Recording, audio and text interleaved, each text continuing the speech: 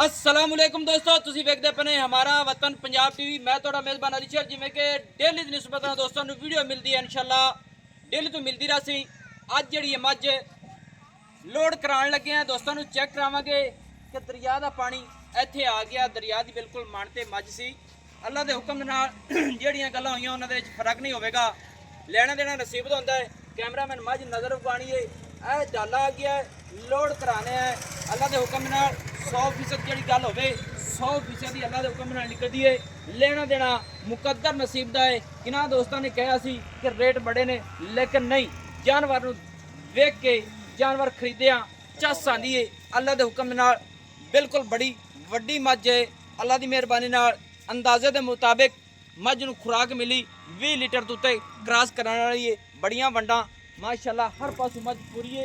दरिया का विजिट बिल्कुल दोस्तों कराते रहने हैं और कराते रहांगे। दोस्तों दुआ करना है कि अल्लाह पाक सब मुसलमान नूं बचावे, क्योंकि दरिया सतलुज का पानी इत्थे मन ते आ गया है। अल्लाह पाक अपना फजल करे, अपनी रहमत करे। लेना देना होंदा है नसीब का। इत्थे हाजिर टाइम क्रेना चलियां खड़ियां ने, बिल्कुल मन ते मझ खड़ीए, क्योंकि जिहड़ी गल उसी अल्लाह के हुक्म नाल पूरी होवेगी। थले मझ दे कट्टा है, बल्कि मझ लगी नूं हो गए उसने तकरीबन 7-8 दिन। अल्लाह की मेहरबानी नाल बड़ियां चुआइयां, हर पासों मझ खरी। इंशाअल्लाह खरे सौदे होंदे ने। ऑनलाइन पैसे आए ने दोस्तों, ऑनलाइन मझ जा रही है। क्या बात है जी, अल्लाह पाक नूं बख्त लावे। एक रंग स्याह काली है, थण बड़ा सोहना, कन्नां दे विच पशमा माशाअल्लाह, पूरी मझ ते पशम है। तसल्ली मेरे वीरां कर लैनी है। कई दोस्त कहते सी कि रेट ज़्यादा है, लेकिन नहीं, जानवर नूं तक के रेट करना चाहिए है। कोशिश तुहाडा वीर ये करता है कि मुनासिब तो मुनासिब जानवर होवे माशाअल्लाह। बाकी लैने डिटेल भाई को। भाईजान तैनूं पैसे सारे मिल गए? किसी किस्म का कोई डाउट फॉल्ट होवे? कोई नहीं।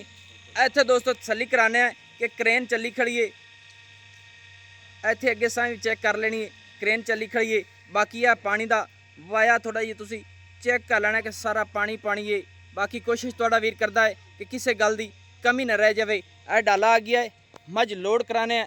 अल्लाह पाक भाई दे नसीब करे, अल्लाह पाक इनू ज़्यादा तो ज़्यादा वक्त लावे। साड़ी दुआ है इंशाअल्लाह हमेशा तू वक्त लगा रहे और लगता रासी। हमेशा तू जेड़ा जानवर गया है गारंटी वाला गया है। अल्लाह पाक ये भाई दे नसीबां च करे। अल्लाह पाक उन्होंने ज़्यादा तो ज़्यादा रिजक देवे इहदे विचों। और मेरे हक भी दुआ करनी है। सारे मुसलमान रल के दुआ करिया है, क्योंकि दुआवां दे हर कोई हकदार है।